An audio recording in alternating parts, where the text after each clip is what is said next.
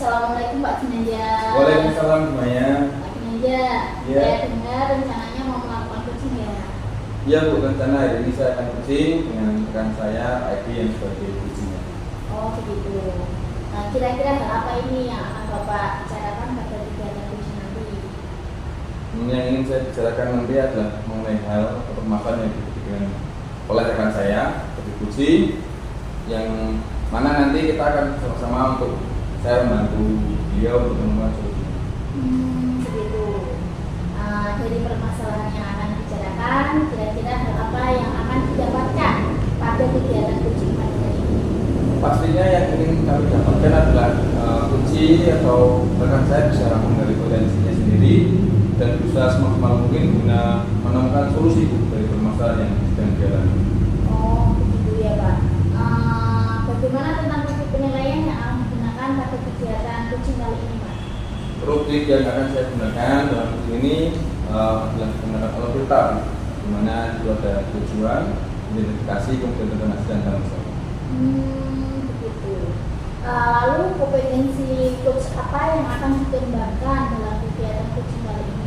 Kompetensi coaching yang ingin saya kembangkan adalah mendengarkan aktif dan mengusulkan pertanyaan yang bobot, sehingga coach itu satu bisa fokus, kemudian nanti endingnya coach akan mampu mendapatkan solusi dari permasalahan. Selanjutnya, indikator pencapaian apa yang ingin dicapai Pak? Indikatornya jelas untuk kunci bisa menemukan kata kunci, karena kata kunci itu paling penting dalam sebuah pencarian solusi agar nantinya saya bisa menghasilkan data bobot sehingga kunci akan mampu mendapatkan solusi dari permasalahan. Seperti itu. Oh iya Pak, monggo bisa melanjutkan untuk praktik coachingnya ya. Baik Bu, terima kasih. Assalamualaikum Pak Edi. Apa kabar? Salam. Sehat-sehat lagi? Alhamdulillah, saya sehat, Pak Ginanjar. Alhamdulillah Pak Edi, saya juga senang mendengarnya. Ini saya amati Pak Edi kelihatan kurang bersemangat ini. Maaf ini kalau boleh tahu apa Pak Edi sudah ada masalah ya? Iya, Pak Ginanjar ya. Itulah Pak Ginanjar, sebenarnya memang beberapa hari ini saya itu ada sedikit masalah. Namun saya itu bingung nih Pak Ginanjar untuk menyampaikannya. Kira-kira Pak Ginanjar ada waktu enggak ya untuk bisa membantu saya lah ya untuk menyelesaikan masalah. Tapi jangan-jangan nanti malah mengganggu. Untuk waktu ini insya Allah ada Pak. Jadi jangan Pak Edi tidak mengganggu Pak ini. Silakan kalau ada yang alhamdulillah kalau begitu. Terima kasih sekali ya Pak Ginanjar sebelumnya. Jadi begini Pak Ginanjar ini. Jadi beberapa hari ini belakangan ini saya itu sering tidak nyaman Pak Ginanjar. Jadi pikiran saya ini kadang itu nggak bisa tenang. Jadi apa yang bisa saya bantu Pak Edi untuk bisa mengatasi ketemuan ini Pak Edi? Iya, Kira-kira dari pendidikan ini Pak Edi yang dilakukan apa Pak Edi? ya saya sih berharap Pak Ginanjar tuh nanti bisa menyelesaikan masalah saya dan saya bisa menyampaikan atau menceritakan hal-hal yang berkaitan dengan permasalahan saya. Baik, kira-kira masih ada yang lain yang ingin Pak Edi dapatkan? Saya berharap sih nanti dengan pertemuan ini Pak Ginanjar bisa memberi solusi lah ya dari permasalahan saya. Ya Pak Edi, semoga nanti bisa memberikan solusi pencerahan ya Pak Edi ya. Amin amin. Jadi permasalahannya seperti apa Pak Edi? Silakan diceritakan. Jadi begini Pak. Jadi beberapa hari yang lalu ini kan kepala sekolah saya itu melakukan sidak di kelas Pak Ginanjar. Baik. Nah pada saat itu saat sidak itu kebetulan saya itu tidak di kelas Pak Ginanjar. Nah, terus kemudian saya ditegur sama Pak Kepala Sekolah. Kemana ini saya itu kok meninggalkan kelas gitu. Oh, insya Allah saya ingat. Tapi ngomong bagaimana bisa Pak Edi? Lalu kira-kira apa yang membuat Pak Edi berubah itu? Ya sebenarnya sih itu permasalahan sepele sebenarnya, bukan permasalahan serius lah sebenarnya. Oh, tidak serius. Tidak seriusnya yang seperti apa Pak Edi? Jadi harapan dari Bapak Kepala Sekolah itu kan memberi masukan. Jadi kan saat itu sebenarnya kan saya itu sudah memberi tugas kepada anak saya kan ada keperluan yang tidak bisa ditinggal Pak Ginanjar. Baik. Nah, tapi tiba-tiba kebetulan anak itu ya sedikit ambil lah namanya anak Pak Ginanjar kelas keluar. Terus pas ada Bapak Kepala Sekolah ke situ ditanya, nah, ternyata sama Pak Edi itu Pak Ginanjar. Maaf ini ya Pak Edi ya, untuk proses pengajarnya Pak Edi gimana ya? Kok dinilai kurang bisa mengelola kelas sampai titik seperti itu? Jadi sebenarnya gini Pak Ginanjar.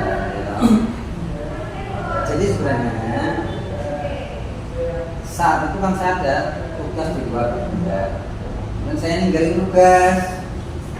Saya juga sudah nitip kepada teman saya untuk memantau, mengawasi.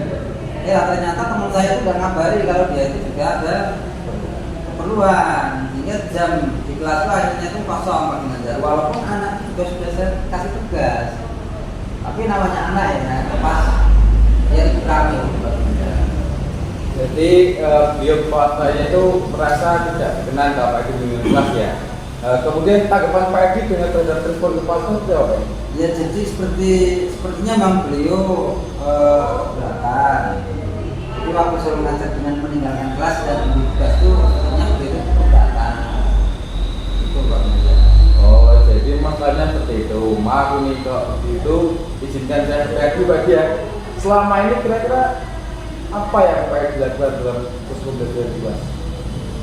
Ya sudah saya lakukan dengan baik Pak Ginanjar.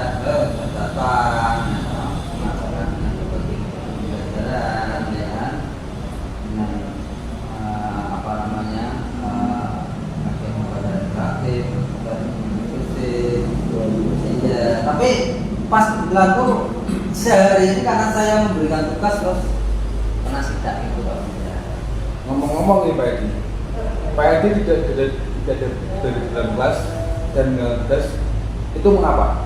Pembelajaran. Nah karena saya ada tugas Pak Ginanjar dan itu saya sudah izin kepada kepala sekolah sendiri sebenarnya, sama ninggalin tugas ke anak dan titip kepada teman. Sebenarnya itu sudah bagus Pak Edi. Kemudian soal output sekarang, menurut Pak Edi bagaimana hasilnya saat Pak Edi mengajar dengan meninggalkan tugas? Profil belajar para murid itu beragam dan belajar pun berbeda. Ya sebenarnya memang itu bisa saja ada kelemahan-kelemahannya Pak Ginanjar ya. Karena masing-masing anak itu ada yang bisa dengan tugas, ada yang tidak bisa. Jadi nanti bisa menjadi feedback untuk perbaikan saya nanti ke depan. Jadi apabila meninggalkan tugas memang benar harus ada yang mendampingi Pak Ginanjar. Nah itu Pak Edi, pentingnya ada pendampingan. Jadi juga berbeda Pak Edi ya, ada yang didampingi, ada yang bisa mandiri dan begitu. Kemudian kalaupun Pak Edi di dalam kita, Pak Edi bisa menguasainya dengan baik, sekalipun hanya memberikan tugas. Kalau saya pikir ada benaran juga Pak Ginanjar ya. Iya. Jadi ngomong-ngomong setelah Pak Edi kita sekarang, bagaimana rasanya Pak? Ya alhamdulillah Pak Ginanjar nih, rasanya saya berterima kasih sekali nih Pak Ginanjar. Kebetulan saja saya yang selama ini merasa kurang nyaman ya, tapi ini sudah sedikit terkurangi Pak Ginanjar. Yang membuat saya merasa resah sehingga kepikiran terus, bahkan di rumah juga kepikiran terus dengan masalah ini. Akibatnya juga kemarin sempat ya pekerjaan menjadi terbengkalai gara-gara itu Pak Ginanjar. Maaf ini, lalu kira-kira apa Pak Edi yang membuat Pak Edi resah selama ini? Ya sebetulnya tadi itu yang seperti saya sudah sampaikan ke Pak Ginanjar ya. Jadi saya akan kurang tidak nyaman karena selain Bapak Kepala Sekolah sudah mendadak itu dan itu juga takutnya nanti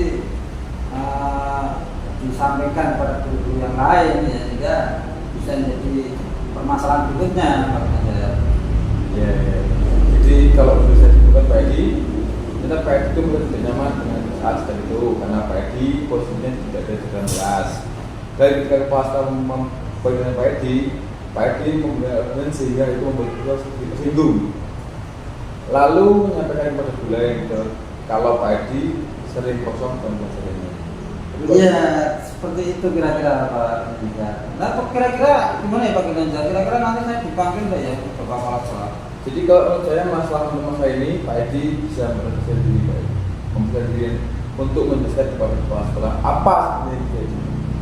Dan mungkin saya yakin lah beliau pasti akan bisa mengerti dan mungkin itu juga bisa sebagai refleksi pada Pak Edi agar pokoknya bisa lebih positif lagi dalam mengajarkan. Iya, mudah-mudahan sih begitu sih harapannya sih Pak Ginanjar ya. Ya, Pak. Amin, amin, amin. Jadi sebenarnya dari apa yang kita bahas sama ini rencana apa yang Pak Edi? Iya Pak Ginanjar, saya sih berniat nanti yang jelas yang pertama saya menemui beliau Bapak Kepala Sekolah ya. Pertama minta maaf dan barangkali nanti dari Bapak Kepala Sekolah bisa memberikan solusi. Bagus sekali Pak Edi, rencana yang sangat luar biasa Pak Edi. Lalu kira-kira apa masih ada dari yang lain yang dilakukan Pak Edi? Ya, yang jelas selain saya berencana menemui Bapak Kepala Sekolah, nanti saya juga akan minta maaf. Kemudian nanti terkait dengan proses belajar mengajar, pokoknya saya juga akan menghindari memberikan tugas. Jadi saya juga apabila nanti terpaksa mengerjakan tugas, nanti harus ada yang ikut mengasih anak-anak. Di samping itu juga meminta saran kepada Bapak Kepala Sekolah untuk bagaimana menjalankan proses belajar mengajar ini nanti bisa menjadi lebih baik. Terus kemudian bagaimana dengan proses pembelajaran Pak Edi selanjutnya Pak Edi? Komitmen apa ini? Iya Pak Ginanjar, saya setelah ini yang jelas akan mulai mengawasi anak kelas dengan ya sebisa mungkin tidak meninggalkan kelas, tidak memberikan tugas dalam mengajar. Subhanallah, luar biasa Pak Edi. Langkah penyelesaian yang Pak Edi sudah sangat bagus. Saya setuju dengan itu Pak Edi. Alhamdulillah, saya bersyukur sekali Pak Ginanjar nih. Pak Ginanjar mau meluangkan waktu. Jadi saya sekarang ini menjadi lega.